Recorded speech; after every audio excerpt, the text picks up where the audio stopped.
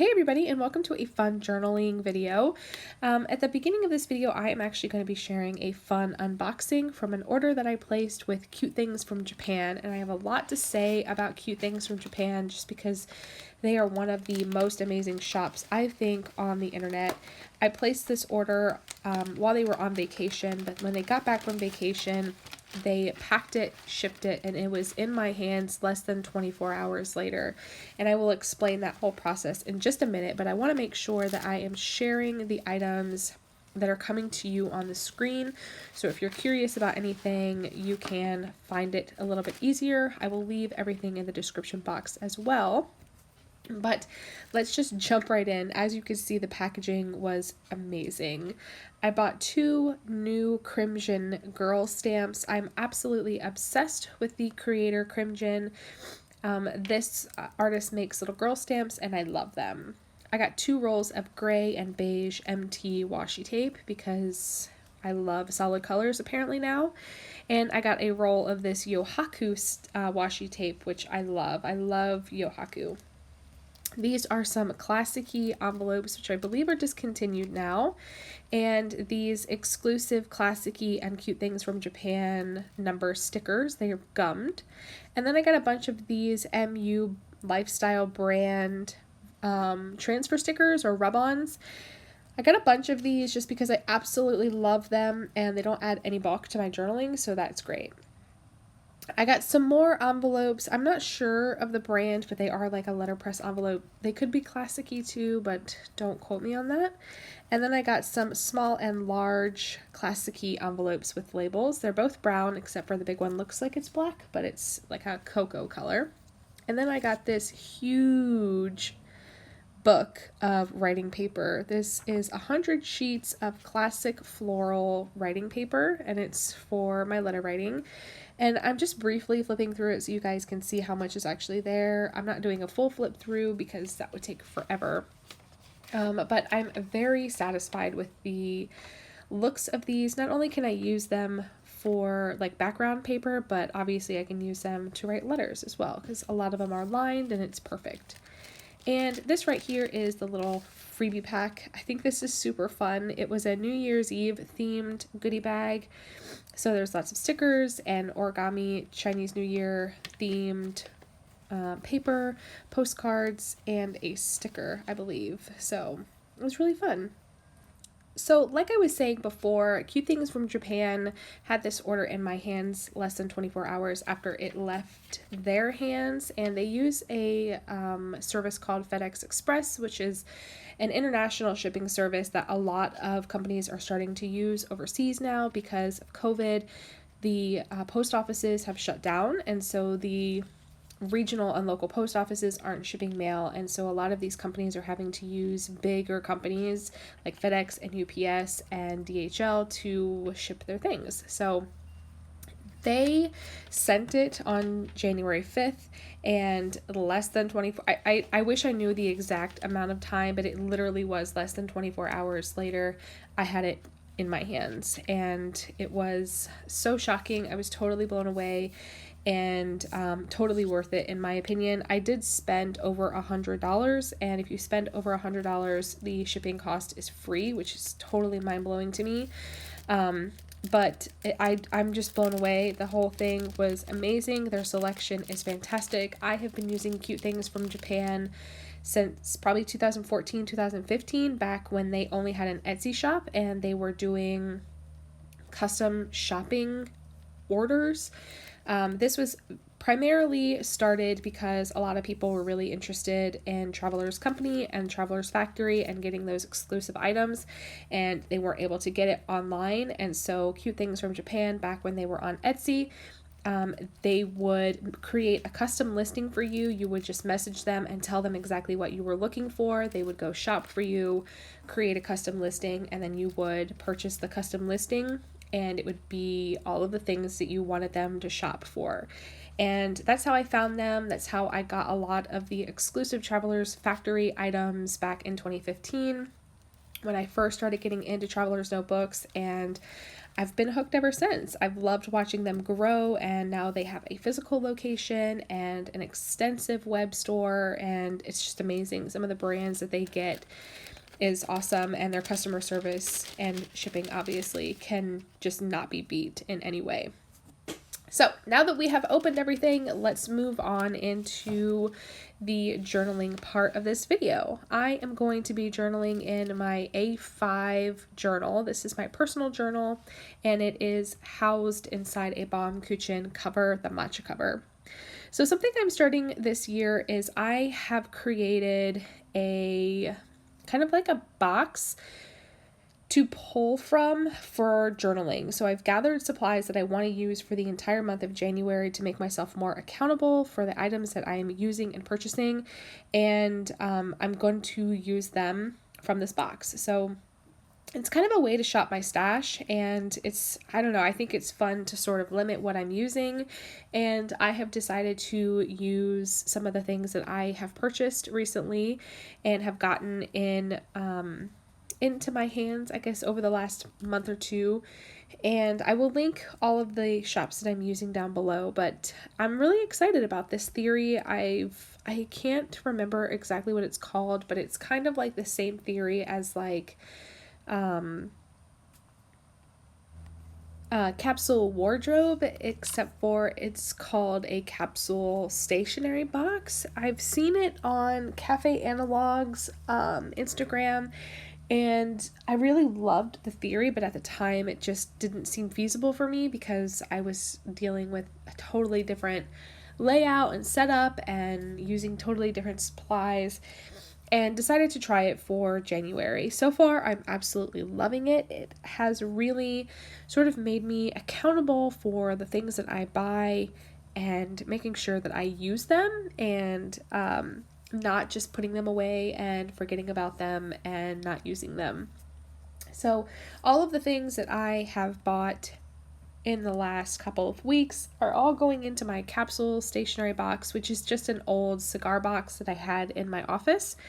And it happened to be empty, which I thought was hilarious because I use old cigar boxes for storage all the time, and to have an empty one this size, I was totally blown away, but also very pleased with myself that I didn't have to go hunt one down. But yeah, let me know if you have ever done the capsule stationery box sort of thing. I know the theory is not necessarily new, but it's new to me because I don't do a lot of online shopping. I know that sounds ridiculous, but I really don't. I don't do that. And when I do, it's sort of like a serious splurge for a holiday or a present for myself, for like a birthday gift or something like that. And all of the purchases that I've made recently, they were all Christmas gifts from a bunch of gift cards that I got, and sort of just presents to myself for surviving 2020. But yeah, like I said, I don't do a lot of online shopping. It's just a personal decision for myself. I love to window shop. But I don't know. I don't know why. I've just never been into it. I guess I don't know. I'm an instant gratification type of person, and when I have to wait to get an order in, it's so excruciating for me. I don't know. I don't know what it is about my brain. I just can't handle it. So I think one of the reasons why I placed the order with Cute Things from Japan is because I knew I would get it quickly, because I had seen other friends who had placed orders with them and I saw how quickly they got it, and I had gift cards, and so I justified it all the way. I can justify anything, but for this particular situation, it felt very justified. Some of the other items that I'm using, like these stickers right here, they were from an order that I got from Nico Neko. It was actually an order that I placed back in November or the beginning of December. I was on the hunt for something specific and couldn't find it anywhere else, and only Nico Neko had it, and I think it was a lot of this like Hours brand stuff. And it got lost during the December mail shutdown. I don't know if anybody else dealt with that, but I certainly did. this particular package was lost for nearly a month, and I didn't get it until well after Christmas, and felt like it was sort of kismet that it happened to come around the same time had made this decision to do this capsule stationery box. So I included a lot of those things.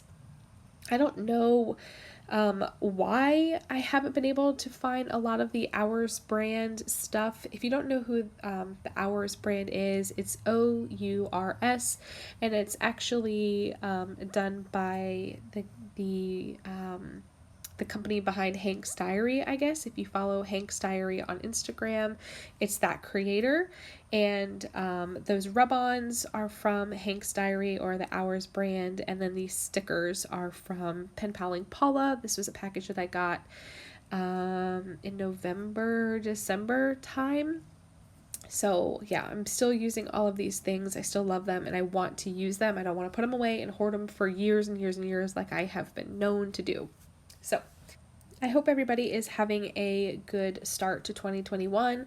I know it has been less than ideal, the beginning of our year, when it comes to the civil unrest, I guess, and the political crap. I don't want to go into detail. I have had a lot going on in my family, completely separate from all of that. We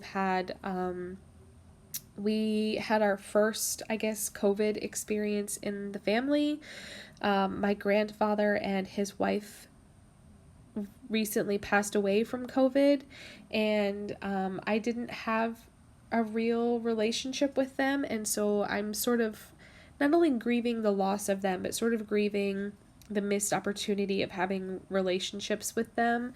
There's a lot of family stuff that goes into that, but we had a lot of other stuff we were grieving too that wasn't necessarily associated to the death of my grandfather and his wife.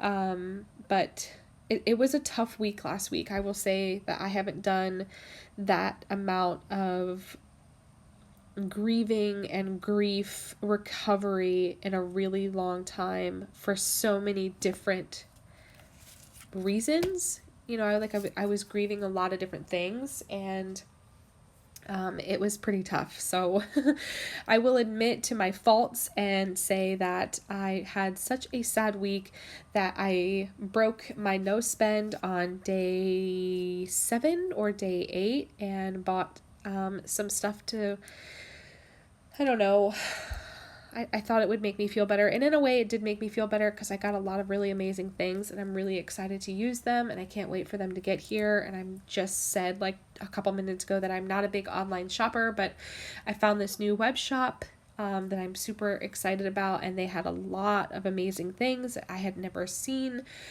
or knew existed, and in the moment it made me feel better, and I don't regret my decision. Obviously, if I knew I was going to regret the decision, I never would have made that decision. So I'm sad that I broke my no spend so early on in the year, but I'm also giving myself the grace to just accept the fact that I had a really crummy week and it made me feel better, and I'm living with that decision.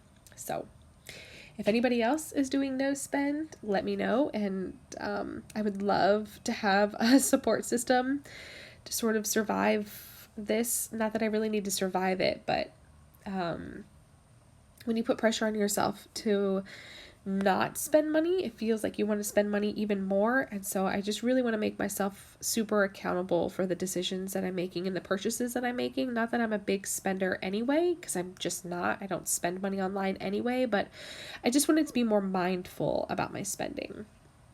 So I don't know, I guess it's kind of where I'm at with that whole thing. Yeah.